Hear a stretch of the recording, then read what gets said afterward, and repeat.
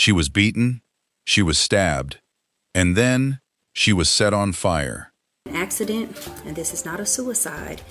This is a horrible homicide. Brutal, heinous, vicious, gruesome, monstrous, and disturbing. These are the words I use to describe this murder investigation. That investigation began Wednesday when a body was found inside a burning home on Cardamom Court. Richland County Coroner Nada Rutherford says DNA and dental records were needed to identify the victim as 13-year-old Niyah Baker, who had been reported missing earlier this week. Rutherford said that Niyah had been bludgeoned, stabbed, and burned. And unfortunately, the description provided of Niyah Baker was so different, in fact, that even the pictures that they sent of her just did not seem to match up. Due to severe trauma to her head, face, and body, visual identification just was not possible. The manner of death is not an accident, and this is not a suicide. This is a horrible homicide. Before you write her off as another headline, another hashtag, another case that scrolls past on your feed, I need you to hear her name, Niyah Baker. She was 14 years old. This isn't a story about a monster in the shadows, some stranger who snatched a child off the street. This is a story about a system, foster care, juvenile justice, the people and institutions that were supposed to be watching, and how every single piece of it looked away at the exact same moment. This is the story of how a 14-year-old girl ended up crossing paths with two other teenagers, both of them already failed by the same broken machinery, in a collision that none of them should have survived. This is Niyah's story. Stay with me till the end. I promise you, her name deserves to be the thing you remember, not just the violence that took her. Niyah Baker grew up in Sumter, South Carolina, a mid-sized city that most of America couldn't point to on a map. The kind of place where everybody seems to know everybody, where church parking lots fill up on Sunday mornings, and porches stay occupied till dark. For Niyah, the center of that world wasn't a parent. It was her grandmother. By every account from people who knew her, Niyah's relationship with her grandmother was the steadiest thing in her life. Neighbors describe a girl who laughed easily, who still had that unfiltered, goofy energy that most 14-year-olds are just starting to outgrow. She liked to do her own hair. She liked being around her cousins. She was, by every ordinary measure, a kid. Not a case file, not a statistic, just a kid who liked her grandmother's cooking and hated being told what to do, which, if we're honest, describes most 14-year-olds who have ever lived. But somewhere underneath that ordinary childhood texture, something was already cracking. And it didn't crack all at once. It cracked in stages. 3 stages to be exact, and each one should have been a 5-alarm fire for the adults responsible for her. The first time Niyah went missing, it was brief, hours, not days. The kind of disappearance that gets chalked up to a teenager testing boundaries, sneaking off to be with friends, staying out past curfew because 14-year-olds do that. Nobody panicked. Nobody should have had to, except that this wasn't a one-time thing.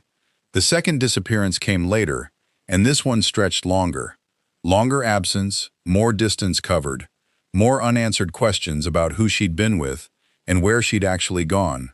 This is usually the point where alarm bells are supposed to start ringing louder, where a pattern stops looking like teenage rebellion and starts looking like a warning sign that something underneath the surface has shifted. A kid who runs once is testing limits. A kid who runs twice, further and longer, is telling you something. She's telling you she doesn't feel safe where you've put her.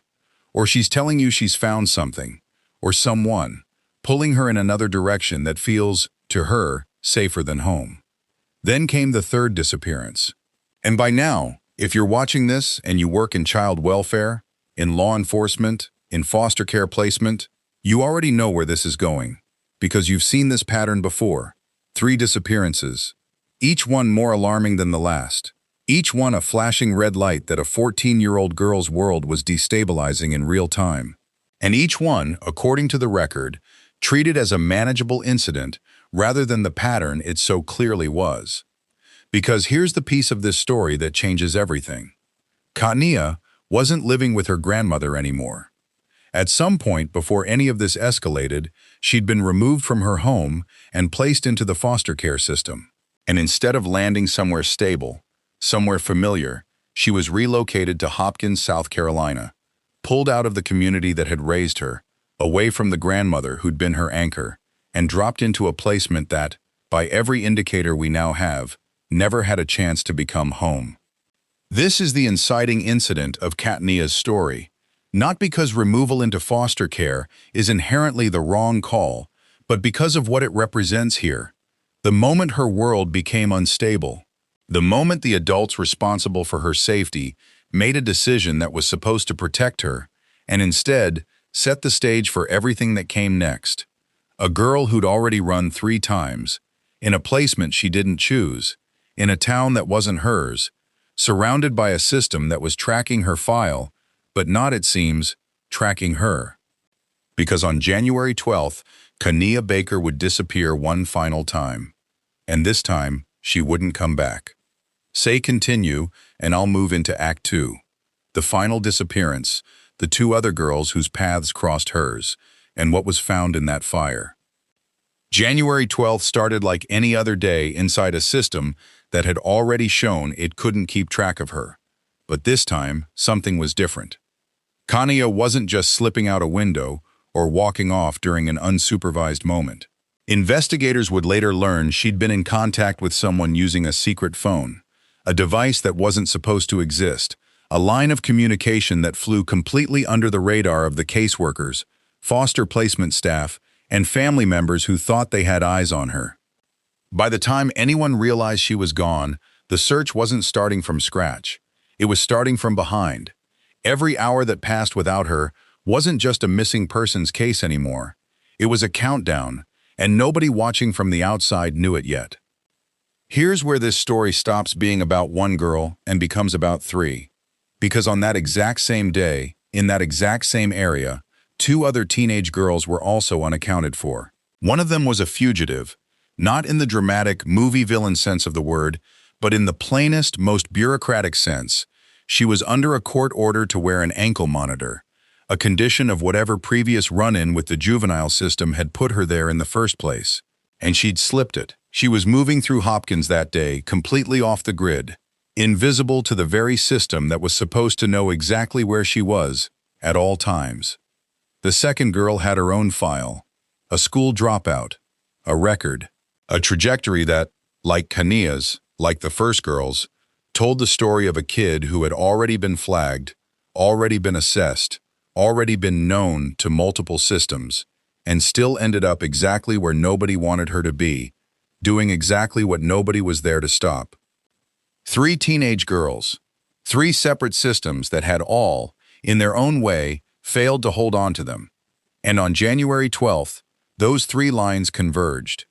Here's the detail that makes this so much harder to sit with. This wasn't a stranger abduction. Niyah knew them. These weren't predators reaching into her life from the outside. This was a collision between kids who had already been failed, over and over, by the exact institutions built to catch them before something like this could happen. A foster placement that couldn't hold her. A monitor that couldn't track a fugitive 15-year-old. A juvenile system that had already run out of interventions for the second girl. 3 separate failures, converging on one day, in one town, around one 14-year-old girl who just wanted, more than anything, to feel like she belonged somewhere. What happened next didn't happen in some dark alley, in some abandoned building on the edge of town in the way true crime stories so often paint it. It happened somewhere that should have been mundane.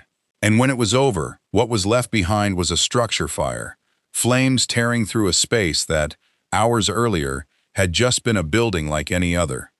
When firefighters got the blaze under control and investigators moved in, what they found stopped the entire case cold.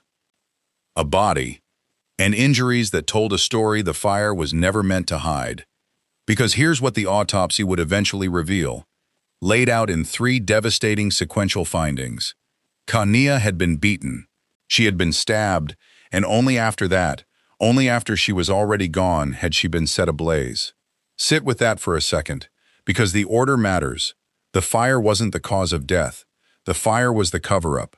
Someone tried to erase what had already happened by burning the evidence of it, and in doing so, they left investigators with a body so damaged that even the most basic act of identifying her became its own agonizing ordeal.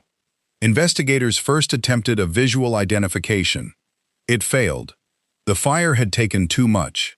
So the case moved into the slower, more clinical process that true crime cases so often hinge on: dental records, DNA comparison, the quiet forensic work that takes days while a family sits at home not knowing, hoping against everything they already suspect, that the answer will somehow be different than what they fear. It wasn't different. The DNA and dental confirmation came back, and it confirmed what Sumter, what Hopkins, what everyone circling this case had been dreading since January 12th. The body pulled from that fire was Niyah Baker, a 14-year-old girl who had run 3 times because something, somewhere, wasn't safe, and whose 4th disappearance ended in a fire meant to make sure no one ever found out why. If you like stories like this, subscribe, like, comment, and turn on the notification button, because what happens next, the press conference, the arrests, the second escape that reignited this entire case, is where the outrage really begins. The press conference happened days later, in a room packed with local reporters, family members standing off to the side trying to hold themselves together, and a community that had spent the better part of 2 weeks holding its breath. The coroner stepped up first, and in that flat, clinical language that medical examiners use, language that somehow makes the horror even harder to sit with, confirmed what the DNA had already told investigators. Cause of death: the combination of blunt force trauma and sharp force injuries, sustained before the fire was set. Manner of death: homicide. And then came the part the entire city had been waiting for.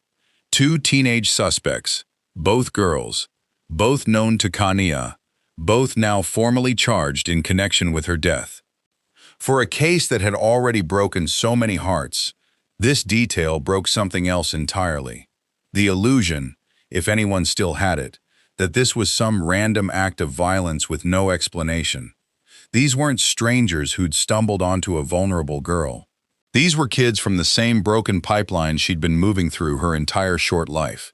The same system of foster placements, court orders, ankle monitors, and juvenile case files that had already logged all 3 of their names long before January 12th ever arrived. One by one, officials stepped up to that podium, and one by one, they each hit a different nerve. The police chief spoke about the investigation itself, the work of piecing together a timeline from a burned structure, the forensic patience it took to get from an unidentifiable body to 2 confirmed arrests. But even in the procedural language of a press conference, you could hear the frustration underneath it. This was a case that never should have made it this far. City officials took a different angle, and this is where the story widened out, beyond just 3 girls, and became something bigger. Because it turned out that the building where Niyah's body was found had its own troubled history. Code violations, safety concerns, the kind of property that exists on paper as monitored, but in practice sits forgotten. Accessible. Exactly the sort of place where kids already slipping through the cracks of foster care and juvenile justice can disappear into for hours without anyone noticing. It became impossible to ignore that this wasn't just a failure of parenting or supervision. It was a failure of housing enforcement too. One more system that had Niyah's world on its books and did nothing to change what that world actually looked like. Then the mayor spoke, and the tone shifted again, toward the juvenile justice system itself, toward the uncomfortable question every single person in that room was thinking, but nobody wanted to say out loud. How does a girl under a court-ordered ankle monitor simply vanish from it? How does a system built specifically to track high-risk teenagers fail so completely that one of them is free to be standing in a burning building on the worst night of another child's life? Nobody at that press conference had a clean answer, because there isn't one. If you think this story reaches its peak there, an identification, a confirmed cause of death, 2 arrests, you'd be wrong. Because just when Sumter and Hopkins were starting to exhale, just when this case looked like it might finally move towards some version of closure, it reignited. one of the two teenage suspects escaped custody. And this wasn't a lone wolf jailbreak. Reporting on the case revealed that her own mother was complicit in the escape. An adult, someone who should have been the last line of accountability for her daughter, instead became the reason a girl charged in a 14-year-old's murder was back out in the world. The mother was arrested. The daughter was eventually located and returned into custody. But for a community that had already been asking how many systems had to fail for this to happen once, watching a mother actively help her daughter run from justice was its own gut punch. Proof that the same pattern of adults failing kids, and now adults failing accountability itself, wasn't some isolated glitch. It was the whole shape of this story, repeating itself one more time before the case could even settle. It was around this point that a local sheriff, speaking to reporters, said something that cut straight to the thematic core of everything you've just watched unfold. He said, in plain terms, that it comes from the parents, not as an excuse for what these girls did. Nothing excuses what happened to Niyah, but as an indictment of everything upstream of that night. Because how do two teenage girls end up capable of participating in something like this? They don't arrive there in a vacuum. They arrive there through years of exactly what you've just heard. Broken supervision, broken monitoring, broken homes. Adults who model escape and evasion instead of accountability. The sheriff's line wasn't a throwaway soundbite. It was the entire thesis of this case, spoken out loud in 6 words. But this story doesn't end in a courtroom, and it doesn't end with outrage. Because outrage fades. Headlines move on. And somewhere in the middle of all of this, the press conferences, the arrests, the escape, a family was still just trying to grieve a 14-year-old girl.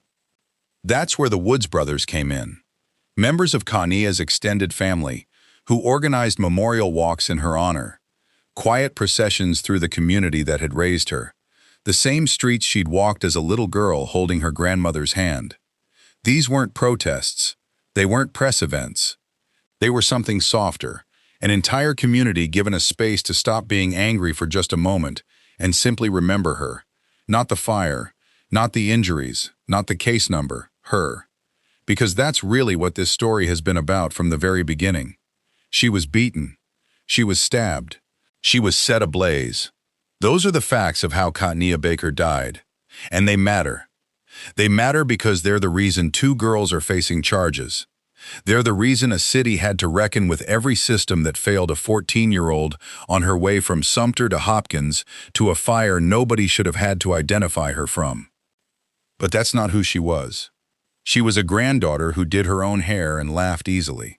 She was a kid who ran because something in her world wasn't safe, over and over, and nobody upstream of her ever asked the right questions loudly enough. She was 14. Her name was Niyah Baker. Not a headline, not a system failure, a girl who deserved so much better than every single adult and every single institution that was supposed to protect her.